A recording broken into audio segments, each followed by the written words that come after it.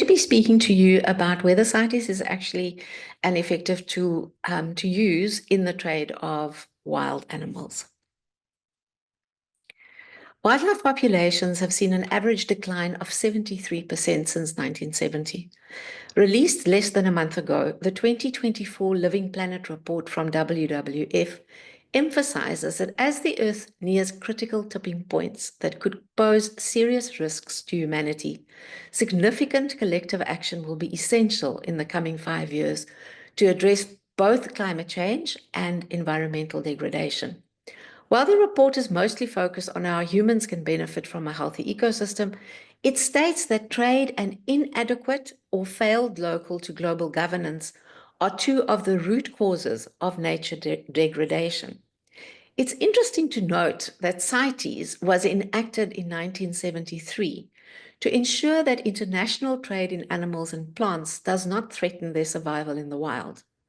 The underlying principle of CITES is that wildlife should be viewed as resources whose trade must be regulated to ensure species conservation primarily for the benefit of humans.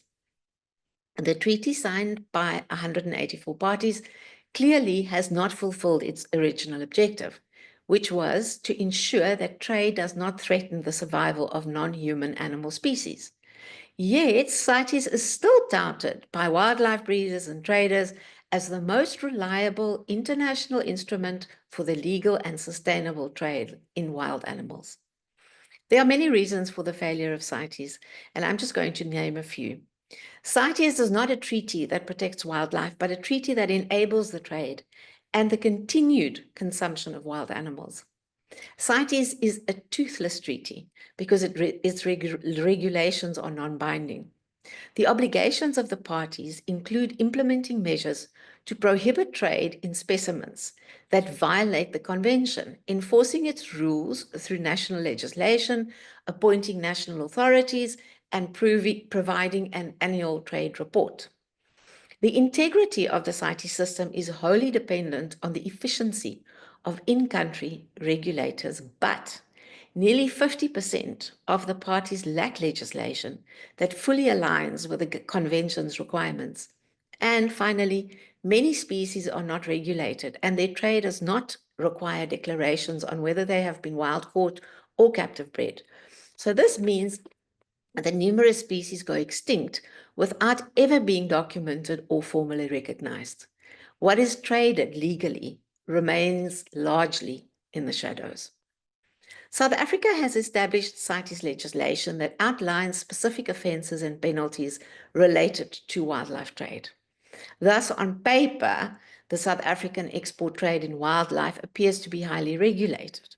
However, research and investigations show that these regulations are beset by inefficiencies, fraud, and illegality, making it difficult to distinguish between legal and illegal trade. The legal wildlife trade generates demand, complicates law enforcement efforts, and promotes illegal activities by creating parallel markets, where legitimate trade is leveraged to conceal illicit trade. Ban Animal Trading and the EMS Foundation have published 4 reports on South Africa's international trade in wild animals and lion body parts.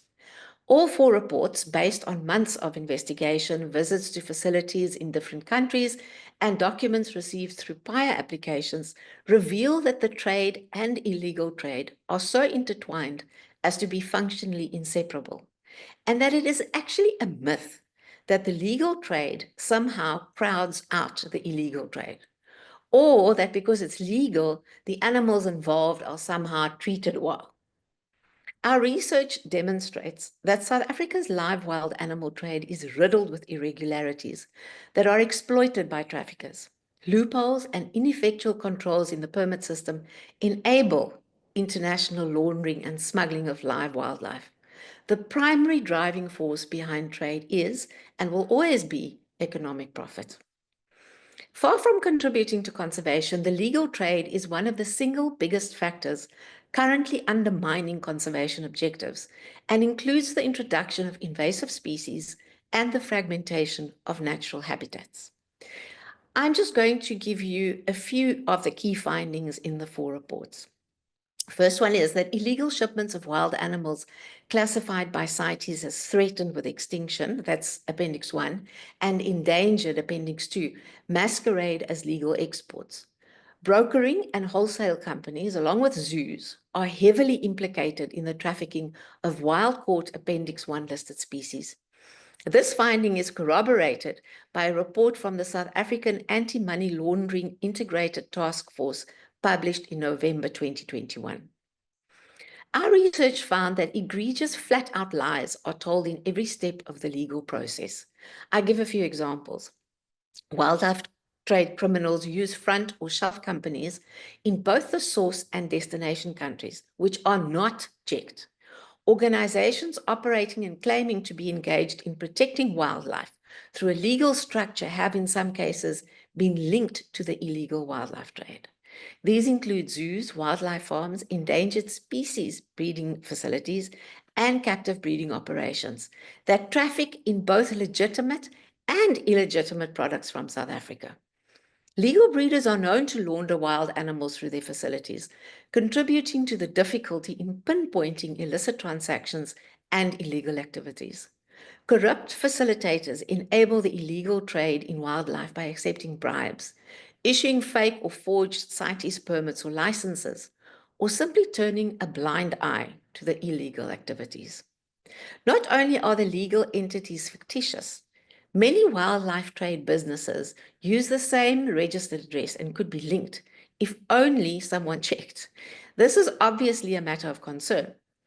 The use of the legal wildlife industry to mask illegal trade is prevalent in South Africa. The link to corruption allows some of this activity to occur using underdeclared or prohibited species alongside legal exports. Falsely declaring the source of CITES-listed specimens appears to be a common form of abuse. In many cases, specimens are stated to be captive bred when they are in fact wild caught. Permit fraud and misdeclaration are often used to conceal the illegal origin of traded non-human animals, trade amounts, or countries of origin, making the illegal trade appear legal. CITES-listed species are traded into a range of theme and amusement parks, circuses, laboratories, zoos, and safari parks, and they are often untraceable. Enforcement lacks due diligence, particularly in relation to false declarations made by traders, agents, and exporters. A handful of South African wildlife traders benefit from the commercial trade in wild animals. Some have links with international organized criminal syndicates.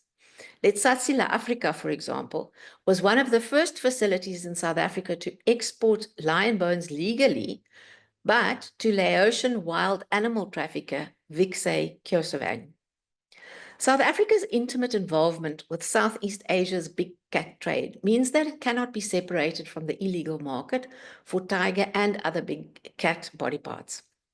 In 2023, permits were issued for the export of 10 lions to a non-existing zoo in Laos, a country that has never imported live lions from South Africa and that is deeply embedded in the illegal trade of animals. Its two special economic zones are flourishing markets for tiger, pangolin, and rhino products. And finally, the verification of animal shipments at OR Tambo is poor. Health certificates issued for the export of animals to one country are often used for the export of animals to another country.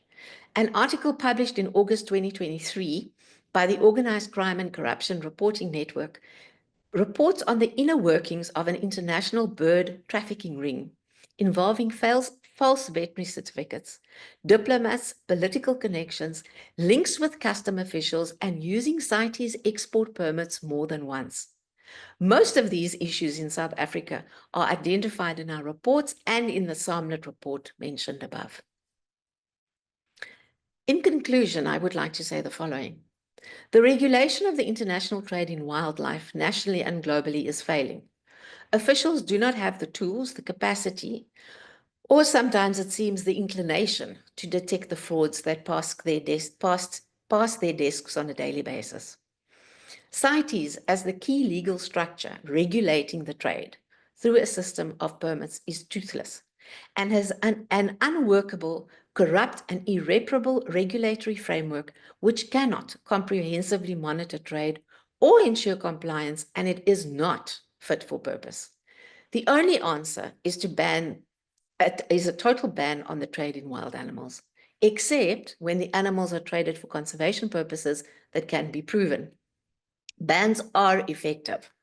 Across species, wildlife product bans of various forms help lower the acceptability and increase the stigma of wildlife consumption. For bears and tigers, wildlife farming amplifies the acceptability and reduces the stigma of consumption of these species. This suggests that bans on wildlife consumption and decreased wildlife farming of mammals can have conservation benefits. Bans are cheaper to enforce, and bans are not confusing. In a telling development, wildlife breeders, traders, and trophy hunters in South Africa are challenging the definition of the non-human animal well-being in the recent amendments to the NEMLA Act. This is specifically an aspect that is not covered in CITES, except in the case of a few select Appendix 1 listed species. Economic interests and recreational activities are prioritized over broader animal welfare concerns, and it highlights the ongoing concern of animal protection advocates about the ethical treatment of non-human animals. Breeders, traders, and hunters want to divorce trade decisions from welfare, health, and ethical considerations. This makes very little sense. The promotion of wildlife species as sustainable is always championed by those who profit from the trade. True sustainability will never be achieved, as the use of and trade in wild animals cannot be effectively regulated. The notion of legal and sustainable use or trade is fundamentally unrealistic, especially in an age where the internet facilitates an unceasing flow of animals, humans, and goods. This approach is superficial, and it's ultimately ineffective, as it merely provides a thin facade of legitimacy while exacerbating the illegal trade. There's no honor in the trade of human animals, not for the victims' animals, not for the traders who choose to turn a blind eye to the volumes of research, yet proponents of trade always shout science about the cognitive and emotional abilities of animals and their right to dignity, or to the research on the farming of wild animals that shows that this industry could only ever work as a conservation tool when the demand is not increased by legal trade and when farming becomes more cost efficient than illegal harvest. It's time for those who profit from non-human animals to reflect on the ethical implications of their profession. There is a clear distinction between legality and morality. Apartheid, slavery, and witch hunts were all legal. No attempt to legalize the trade will justify the immorality and unethical nature of this trade. Thank you very much.